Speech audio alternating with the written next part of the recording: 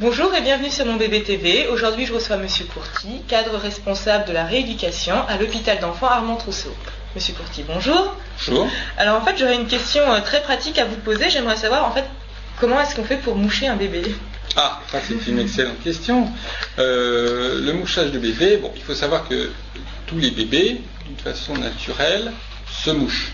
Ils se mouchent comment? De façon la plus simple du monde, c'est en éternuant. Le fait d'éternuer va libérer les voies aériennes supérieures. Donc ça, c'est, disons, la physiologie naturelle de bébé. Par contre, il y a des circonstances, quand bébé est enrhumé, par exemple, ou quand il a une pathologie respiratoire, où le bébé, le nez de bébé plutôt, va être encombré de telle manière que l'éternuement, disons, encore une fois, qui est le mouchage naturel, ne va plus être efficace. Là, on pourra effectivement demander aux parents, ou kinésithérapeute s'il intervient à ce moment-là, de libérer ces voies aériennes supérieures. Alors, comment fait-on? De façon très simple. La première chose, c'est évidemment d'humidifier le nez de bébé, c'est-à-dire avec des petites pipettes de sérum physiologique.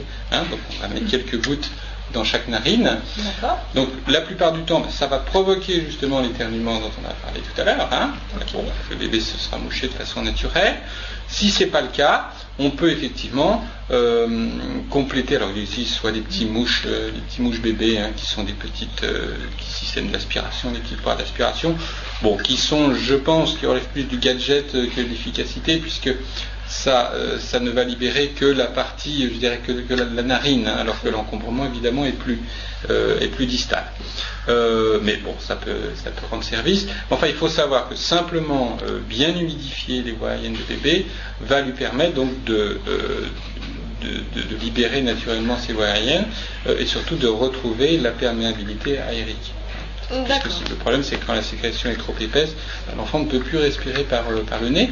C'est une question d'autant plus importante qu'il faut savoir que le bébé, jusqu'à l'âge de 3 mois, respire uniquement par le nez. C'est pas respirer par la bouche. Donc, dès l'instant où le nez est obstrué, c'est un peu la panique. Il ne sait plus comment faire. Et surtout, il va plus pouvoir manger, puisque quand il a le biberon dans la bouche, par définition, il ne va plus pouvoir respirer. D'où problème, c'est-à-dire qu'il faut absolument que ces voies aériennes de bébé soient libérées. Quand il va être plus grand, il va savoir comme tout un chacun faire la part des choses, mais jusqu'à 3 mois, il n'a pas le choix.